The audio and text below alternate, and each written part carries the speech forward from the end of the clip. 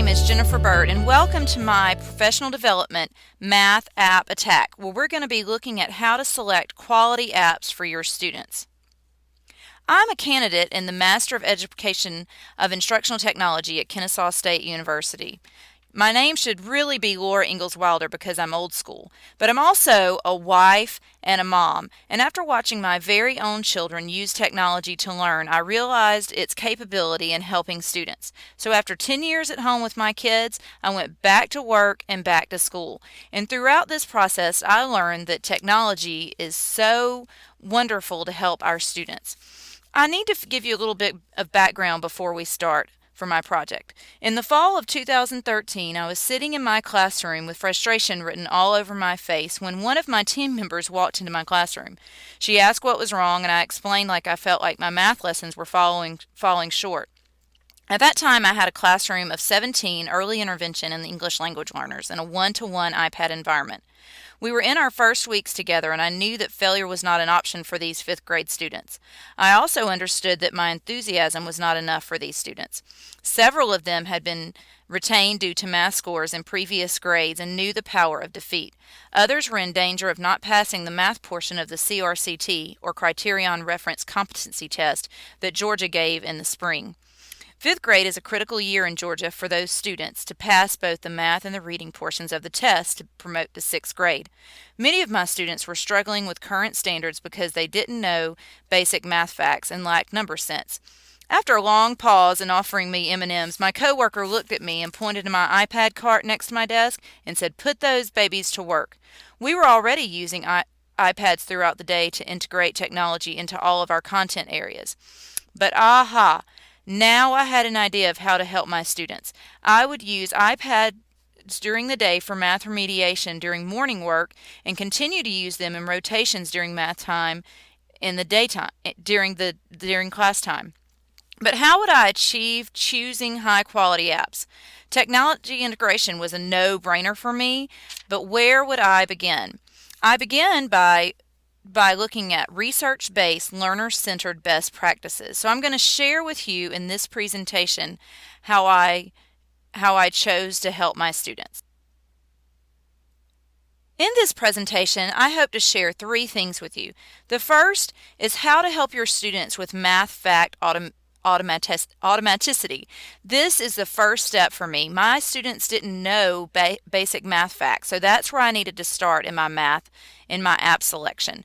This then transferred to selecting high quality math apps. And then the third part is I want to share the love. I want us to collaborate together in how we all choose apps to help our students. So first, let's begin by looking at some benefits of using apps. Why are apps helpful? Well, first, they engage and motivate students. I know I have an iPhone, I have an iPad, and I also have 3 or 4 home computers, and I am motivated to get on there and do things. I am motivated to use technology. Some of our students aren't motivated by very much. They've experienced a lot of failure, so choosing apps and letting them use technology is a fun way for them to learn. The second benefit of apps is differentiation. All of our students are on different levels, but struggling learners especially need some help, and so choosing apps gives them a way on their level by maybe even letting them choose out of a couple of apps to help them along the way. A third benefit is that apps provide new ways of learning. Maybe it's something that you can't teach your student, and they haven't experienced before that they can experience through an app. Apps can also provide that wonderful instant feedback that our learners need, that all of our learners need, to help them focus on what they need to learn. And the last benefit, the fifth benefit, is progress monitoring.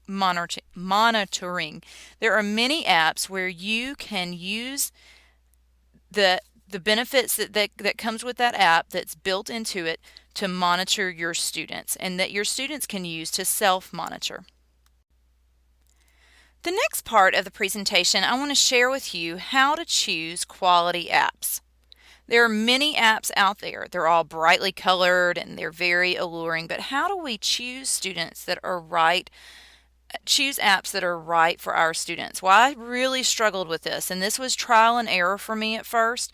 There were three of us that had access to download apps to our three iPad carts in our school, and there were so many apps on there. I just didn't know which ones might be right, and we really focused on free apps unless we had license to the software that the school had purchased. So I finally narrowed it down to 3 points that I want to share with you. The first is, does the app meet the learning goals? So for my students, it was math fact fluency. I wanted them to know their math facts. As educators, we love the words cheap and free. But when considering if an app is appropriate for your students, it's important to remember that digital goals should be chosen only after the learning goal is established. Using apps in math allows for differentiation among your students. And as I have learned throughout this process, even though this is about free apps to help in math and remediation, this can extend to any content area. The second goal of how I choose an app is, does the app provide immediate feedback? For my struggling students, this was necessary because timely, immediate feedback is critical to engaging and motivating learners. As students practice a certain skill, effective feedback encourages students to focus on areas that meet their learning need. Immediate feedback is constructive and provides focus for those students that allow them to reach their goals. And our goal is to help build self-esteem in these students so that they want to achieve more. The third question that I came up with was, does the app provide the student with the ability to progress at their own pace? Remember that differentiation that we talked about. This is very important. All apps are not created equal, and the functions within the app vary. When searching for an app that is a just right app for your students, look to see if it has adaptive technology. That is technology that kind of helps the student progress. So maybe they know their addition facts and they can jump straight to multiplication. Or maybe if that student needs to work just on addition, it sits there a while, that the technology can change for the student. This is technology that will adjust itself to ensure that the learners are given a challenge on their level that adjusts depending upon student performance within the app. So these 3 questions are questions after that trial and error period that I began to look for in apps that would help my students. To accompany this, I have given you a couple of handouts, and one handout is a brochure, and this information is located in the brochure, so you'll have it if you need it. The next part is I want to look at are some points to consider when choosing apps. These were things that I just kind of learned along the way, and this is also in that handout, in that brochure that you have. And these are really some caution moments for us. One is to always test the app before assigning it to students. You don't want to just give your students an iPad or any kind of handheld device or any computer device that you haven't been on that before, because we don't really know the content, and so we want to just keep our students safe, and we want to try that before we give it to them. The second is to be really wary of apps that contain pop-up ads, because they can be really distracting to our learners. Some of these learners that are struggling especially have a hard time focusing. So if they are in the middle of a problem and a pop-up ad comes up, that can be very distracting for them and get them off course. A third thing to consider is to be diligent in watching for inappropriate content that may be included in the app. Some students will be very quick to tell you what comes up, but you just need to monitor that as your students are working. We just can't sit at our desk and think that our students are safe. Another point to consider is to be careful of geolocation apps. These are apps that ask your location, and also to be careful of apps that would ask to send you any push notifications, because that's all downloading and things that can be distracting to the students, and there are also safety issues. Last, the last point to consider is many free apps have an in-app purchase, so that The app might be free, but it may require you to purchase things within the app. I have favorite games that this happens with, and it is so aggravating. And so as you're going through the app, make sure that it doesn't have things that you have to purchase that will help the app to progress. And if you'll set all of these boundaries really early with your students, maybe in the first weeks of school or when you start using this, they'll know how to handle these requests throughout the process. Okay, well, it's time to look at some top math apps. Now, I've given you a handout with some QR codes that have several, but I want to walk you through a few and just tell you why I like these particular apps. Splash Math.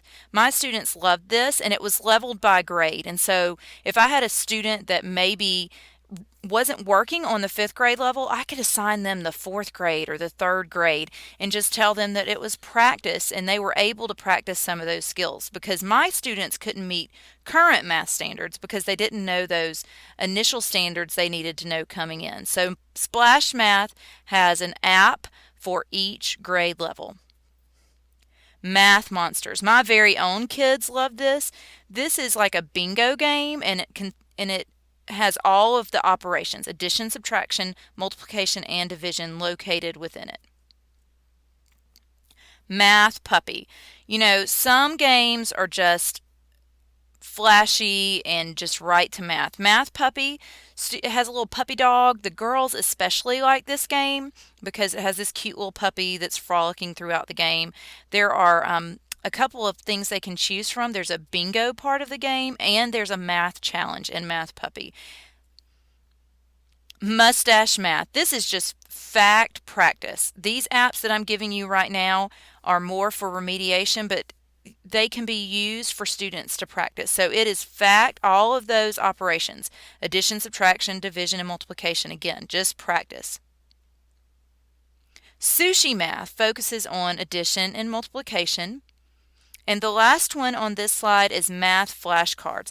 It is the old-fashioned skill and drill, same thing as Mustache Math, and it just flashes cards up for the students, but it allows the students to progress, and it has that adaptive technology, so it kind of sees where they are, it gets a sense of where they are, and then it moves them through the process so they can work on the skill that they need to work on. The difference in this that my students really liked: flashcards were boring for them. They were just kind of old-fashioned. They did them at home. This provided the students with a different way to learn those math facts.